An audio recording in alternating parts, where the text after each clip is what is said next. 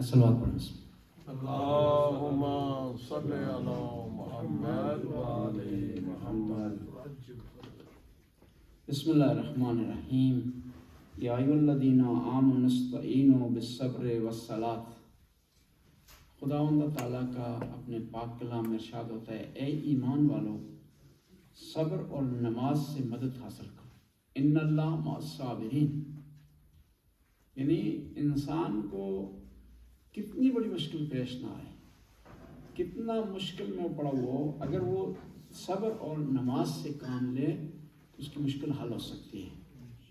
اور خداوند تعالیٰ نے بڑا اعزاز دیا ہے صابرین کو، اور وہ جو اعزاز صابرین کو ملا ہے کسی اور کو نہیں ملا. قرآن میں ارشاد ہوتا ہے، سلام علیکم بما صبرتم عقبی الدار. روایت میں آتا ہے کہ جب وہ افراد جو کہ قبر میں داخل ہوتے ہیں تو ان کو ایک خاص قسم کا سلام پیش کیا جاتا ہے، یا وہ لوگ جنت میں جب جائیں گے تو ان کو خاص قسم کا سلام پیش کیا جائے گا. یعنی وہاں نہیں کہا گیا کہ تم اے نماز پڑھنے والو تمہیں سلام ہو، اے روزہ رکھنے والو تمہیں سلام ہو، اے حج بجا لانے والوں. تو کہا ہے کہ ایسے لوگوں کو سلام ہو جنہوں نے صبر کیا ہے. سلام علیکم بما صبرتم، کہ اس وجہ سے تم پر سلامتی اور سلام بھیجا جا رہا ہے کہ تم نے صبر کیا ہے. اور صبر کو عبادت شمار کیا جاتا ہے، لیکن یہ بھی ہم نے دیکھنا ہے کہ صبر اور مراحل میں قابل قبول ہے کہ جہاں پر انسان نے کوشش کی ہے، اسٹرگل کی ہے، پھر کوئی مشکل پیش آ گئی. ایک آدمی شروع سے صبر کر رہا ہے، ہاتھ پر ہاتھ دھرے رکھ کر بیٹھ رہا ہے، کام پہ نہیں جا رہا، کوشش نہیں کر رہا، اسٹرگل نہیں کر رہا، روزگار کی تلاش نہیں کر رہا. پوچھتے ہیں کیا کر رہا ہو؟ کہا صبر کر رہا ہوں. اور پھر بعض اوقات لوگ اپنی طرف سے بنا لیتے ہیں کہ جادو ہو گئے. جب تم خود گھر سے نہیں نکلو گے، کوشش نہیں کرو گے تو جادو تو ہونا ہے آٹومیٹکلی.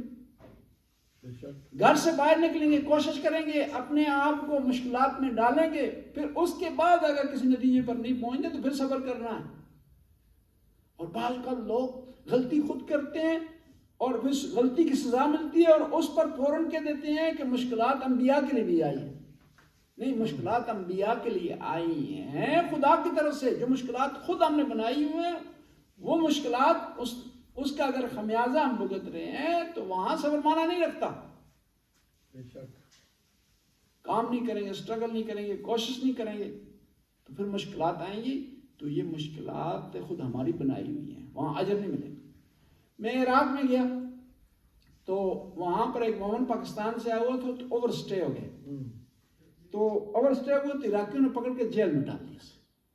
تو باہر آیا تو ہم اس کے پاس گئے عذر کرنے کے لیے، اسے تسلیت کہنے کے لیے، افسوس کرنے کے لیے. تو کہتا نہیں جیلوں میں کوئی نہیں، جیلوں تو آئمہ بھی کٹیاں، وہاں آئمہ اوور سٹے دی وجہ سے جیل نہیں کٹیاں. یہ عراق رفتا ہوں یہ بندہ خدا ہی رہا ان تخلف کر دے بود بعد بدون ویزا چند روز مونده بود، پلیس را گرفته بود، زندان انداخته بود. بعد از اینکه از زندان آمد بیرون ما پیش رفتیم که بهش تسلیت بگیم آقا مشکل نیست انشالله. گفت نه هیچ مشکلی نیست، اهل بیت هم به زندان رفتن. ما گفتیم اهل بیت به خاطر دزدی که زندان نرفتن، به خاطر تخلف که زندان نرفتن، به خاطر این چیز عبور یا مثلا اقامت غیر مجاز کے زندان نرفتن. بعض اوقات ہم کیا کرتے ہیں، غلطیاں کرتے ہیں، مسٹیک کرتے ہیں، اس کی سزا ملتی ہے تو فوراً اس کے معاملے میں اہل بیت کو شامل کر لیتے ہیں. اہل بیت پر مصائب آئیں، مشکلات آئیں خدا کے راستے میں، کسی پر زیادتی کرنے کی وجہ سے مشکلات نہیں آئیں، کوئی غیر قانونی کام کرنے کی وجہ سے مشکلات نہیں آئیں. ان پر مشکلات آئی اس لیے کہ انہوں نے کلمت تو حق کہا، حقیقت کہی ہے، حق کی بات کی ہے، سچائی کی بات کی ہے. سچائی کی بات کرنے کے بعد کوئی مصیبت آئے تو اس پر صبر کرنا ثواب رکھتا ہے. کوئی آدمی جو ہے وہ چوری کے سلسلے میں پکڑا جائے اور جیل میں چلا جائے، کہتا میں صبر کر رہا ہوں، جیل کاٹ رہا ہوں، اس کا ثواب نہیں ہے. عام حالات میں جو مشکلات پیش آتی، جس طرح حضرت ایوب پر مشکلات پیش آئی، صبر کیا ضروری، جس طرح حضرت ابراہیم نے صبر کیا، حضرت یوسف نے صبر کیا. کنویں پہ ڈالا گیا پھر صبر کیا، قید میں ڈالا گیا پھر صبر کیا، تہمت لگائی گئی پھر صبر کیا، اور پھر کیا ہوا کہ اتنے صبر کے بعد خدا نے انہیں دنیاوی اجر بھی دیا اور اخروی اجر بھی دیا۔ بے شک۔ کتنی مشکلات کاٹی، مشکلات کے بعد کیا ہے، پہنچے ہیں کہاں پر، بادشاہ بن گئے، اور جیل میں تھے، وہاں کی داستان آپ دیکھیں۔ حضرت یوسف کو خدا نے طاقت دی تھی تعبیر خواب کی، تعبیر خواب کرتے تھے۔ جیل میں اس طرح ہوا کہ دو قیدی تھے، انہوں نے حاکم کے سامنے اپنی خواب بیان کی۔ ایک نے کہا کہ میں خواب میں دیکھ رہا ہوں کہ انگور نچوڑ رہا ہوں، انی آصر خمرہ، انگور نچوڑ رہا ہوں۔ تو انہوں نے کہا کہ تجھے بادشاہ کے دربار میں نوکری ملے گی، اور انگور نچوڑنے سے مراد یہ ہے کہ تو وہاں کام کرے گا، بادشاہ کی خدمت کرے گا۔ دوسرے نے کہا، دیکھا کہ خواب میں اس نے کہا کہ میں نے دیکھا ہے کہ سر پہ میرے کھانا ہے اور پرندے کھانے کو کھا رہے ہیں۔ حضرت یوسف نے کہا کہ تیری جو ہے موت قریب آنے والی ہے۔ جب یہ کہا نا تو اس نے کہا نہیں میں نے خواب نہیں دیکھا، موت سے ہر کوئی ڈرتا ہے۔ حضرت یوسف نے کہا کہ دیکھا ہی نہیں دیکھا، تیری موت آ جائے گی۔ پھر کیا ہوا کہ حضرت یوسف زندان میں تھے، تو انہوں نے زندان سے جب وہ آدمی رہا ہو رہا تھا جس نے دربار میں کام کرنا تھا، جس کو خواب میں دیکھا تھا کہ وہ، جس نے خواب میں دیکھا تھا کہ انگور نچوڑ رہا ہے، اس کو جاتے ہوئے کہا کہ تو ابھی جا رہا ہے بادشاہ کے پاس تو میرا خیال رکھ۔ یعنی اتنا کہا انہوں نے، خدا پر توکل نہیں کیا، اس آدمی پر توکل کیا۔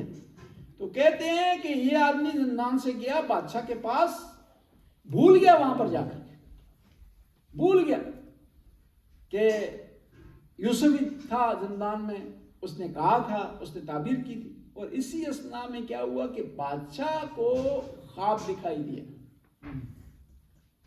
بادشاہ کو خواب دکھائی دیا کہ وہ خواب میں دیکھتا ہے کہ 7 موٹی گائیں آتی ہیں، گزرتی ہیں، اس کے بعد 7 باریک پتلی کمزور گائیں آتی ہیں، ان موٹی گاؤں کو کھا جاتی ہیں۔ اب خواب اس نے دیکھا، بادشاہ پریشان ہو گیا، ایک سے تعبیر پوچھی، دوسرے سے تعبیر پوچھی۔ این داستانه ای است که شما شنیدید، تکرار است، به خاطر همین ترجمه نمی‌کنم، درسته؟ که چیز تحصیل حاصل است برای شما، چیز تازه ای نیستش۔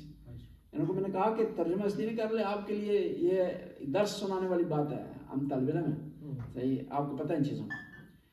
تو اس نے خواب میں دیکھا کہ، اور وہ پریشان ہو گیا بادشاہ۔ اور یہاں بھی بعض کو ہوتا ہے، بعض کا مومن خواب کا پوچھتے ہیں، وہ پہلے بھی بیان کیا کہ رات کو 2 بجے خاتون نے فون کیا، بھائی سوئے ہوئے ہیں، آرام کر رہے ہیں، صحیح، کوئی اور ٹائم ہے، دن کو خواب۔ انہوں نے کہا جی مولانا صاحب میں نے سمجھا تھا آپ نماز تہجد کے لیے اٹھے ہوں گے، اس لیے میں نے 2 بجے فون کیا۔ انہوں نے ہمارے لیے ٹائم ٹیبل بنایا ہوا مومنین نے نا، کہ مولانا صاحب 2 بجے نماز تہجد کے لیے اٹھے گا، 5 بجے نماز کے لیے اٹھے گا، 4 بجے روزہ رکھے گا، تو یہ فرشتہ ہے، نہ کوئی اس نے آرام کرنا ہے، نہ کھانا ہے، نہ پینا ہے جی۔ تو کیا ہوا کہ خواب میں دیکھا اور بادشاہ پریشان ہو گیا، مختلف علماء سے پوچھا، اس کو اطمینان حاصل نہیں ہوا۔ اسی دربار میں وہ غلام تھا جو جیل میں تھا، حضرت یوسف نے اس کی تعبیر کی تھی اور اسے آزادی مل گئی۔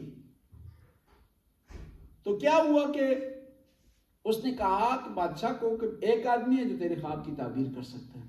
کہا کون ہے؟ کہا وہ یوسف ہے، زندان میں، زندان سے باہر لایا گیا۔ تو اس نے پوچھا کہ کیا تعبیر ہے؟ یوسف نے کہا کہ اس کی تعبیر یہ ہے کہ 7 سال خوب پیداوار ہوگی، غلہ خوب اگے گا، اناج خوب اگے گا، اور 7 سال اس کے بعد کیا ہے؟ کاتی کے، خوش سالی کے، جہاں کچھ بھی نہیں اگے گا۔ تو اس نے کہا بادشاہ نے پھر حل کیا ہے؟ کہا اس نے حل یہ ہے کہ یہ 7 سال خوب گندم ہوگی گی نا، خوب اناج ہوگے گا، اس میں سٹور کر لیا جائے، اس کا سٹور میں خراب ہو جائے گا۔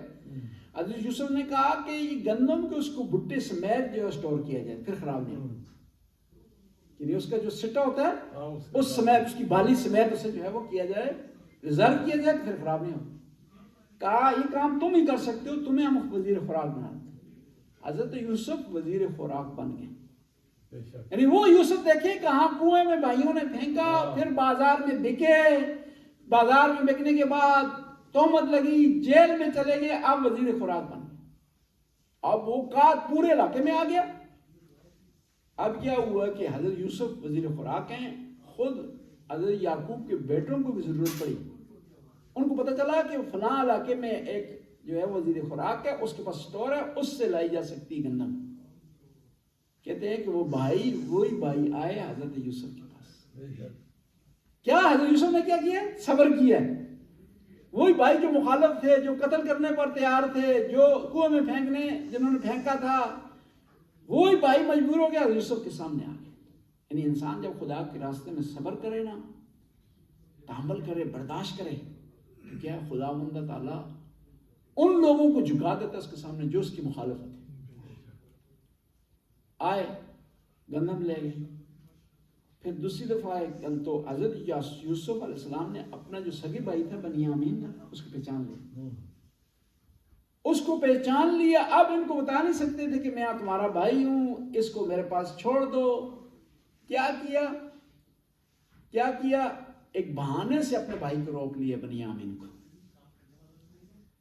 بہانہ یہ بنایا کہ وہ جو جس پیمانہ تھا جس کی ذریعے گندم تولی جاتی تھی, وہ بنیامین کی بوری میں رکھ دیا. اور بنیامین کی بوری میں رکھ دیا. اب یوسف علیہ السلام کے بھائی چلے ہیں تو آواز دی کہ ہمارا وہ پیمانہ نہیں ہے ہمارے پاس جس سے جو ہے وہ گندم تولی جاتی ہے. تلاشی نہیں کی بنیامین کے, اس سے نکلے سامان سے. تو بھائی اتنے وہ بدظن تھے, بدگمان تھے, کینہ پرور تھے, کہنے لگے کہ اس نے چوری کی ہے. اس سے پہلے بھی ایک اس کا بھائی تھا, اس کا نام یوسف تھا, اس نے بھی چوری کی تھی. یعنی اس وقت دوبارہ کہہ دیا. لیکن خداوند تعالیٰ جس کو بڑھائے, جس کو عزت دے, جس کو مقام دے, کوئی کم نہیں کر سکتا. قرآن نے یہ داستانیں بیان کی ہے نا, حضرت یوسف کی داستان, حضرت ایوب کی داستان ہے, حضرت یعقوب کی داستان ہے, حضرت ابراہیم کی. یہ داستانیں ہمارے لیے درس ہیں, احسن القصص ہے. اور قرآن کی کہانیوں میں دو کمال ہیں جو دوسری کہانیوں میں نہیں ہے. ایک یہ ہے کہ کہانی قرآن کی حقیقت پر مبنی ہے, افسانہ نہیں ہے, گھڑی ہوئی نہیں ہے, من گڑت نہیں ہے, من درآوردی نہیں ہے. اور دوسری یہ ہے کہ قرآن کہانی کا صرف وہ حصہ بیان کرتا ہے جس میں عبرت پائی جاتی ہے, جس میں درس پایا جاتا ہے. پوری کہانی نہیں بیان کرتا. پوری کہانی کو نبی کریم کی زبان مبارک کے لیے چھوڑ دیتا ہے. کیا ہوا کہ حضرت یوسف نے اپنے بھائی کو روک لیا تو بڑا بھائی چلائے, کہا اس کو جو ہے وہ ہمارے ساتھ بھیج دیں. اس کا ایک اور بھائی بھی پہلے بھی گم ہو گیا ہے, والد ہمیں تنگ کریں گے, ہمیں برا بلا کہیں گے, ہمیں سزا دیں.